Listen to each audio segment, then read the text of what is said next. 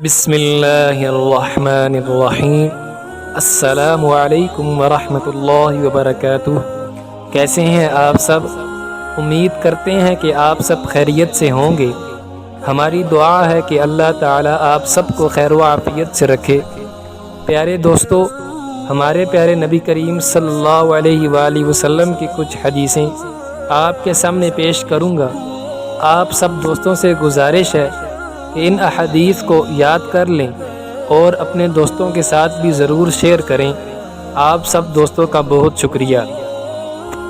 حضرت ابو سعید خدری رضی اللہ تعالی عنہ فرماتے ہیں، ایک آدمی نے عرض کی، یا رسول اللہ صلی اللہ علیہ وآلہ وسلم، یہ بیماریاں جو ہمیں آتی ہیں، کیا ان میں ہمیں کوئی فائدہ بھی ہوتا ہے؟ حضور صلی اللہ علیہ وآلہ وسلم نے فرمایا، یہ تمہارے گناہوں کا کفارہ ہیں۔ حضرت ابی بن کعب رضی اللہ تعالی عنہ نے عرض کی، یا رسول اللہ صلی اللہ علیہ وآلہ وسلم، اگرچہ تکلیف تھوڑی سی ہو؟ حضور صلی اللہ علیہ وآلہ وسلم نے فرمایا، ایک کانٹا بھی کفارہ ہے، بلکہ اس سے بھی ہلکی تکلیف آئے وہ بھی کفارہ ہے۔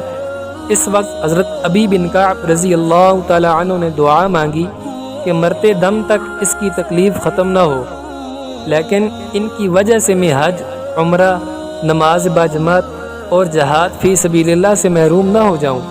راوی کہتے ہیں، اس کے بعد جب بھی کسی نے آپ کے جسم کو ہاتھ لگایا، آپ کو بخار ہوتا تھا۔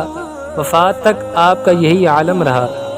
حضرت شداد بن اوس رضی اللہ تعالی عنہ فرماتے ہیں، رسول اللہ صلی اللہ علیہ وآلہ وسلم نے ارشاد فرمایا، عقل مند وہ ہے جس نے اپنے آپ کو نیک کیا اور موت کے بعد کے لیے اچھے عمل کیے، اور عاجز وہ شخص ہے جو نفسانی خواہشات کی پیروی میں لگا رہا اور اللہ تعالیٰ پر امیدیں لگائے رہا۔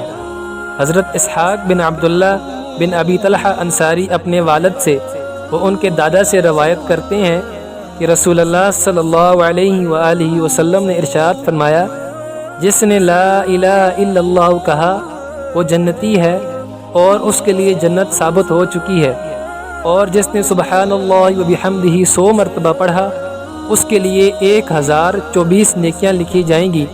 صحابہ کرام رضی اللہ تعالی عنہم نے عرض کی، تب تو ہم میں سے کوئی بھی ہلاک نہیں ہوگا؟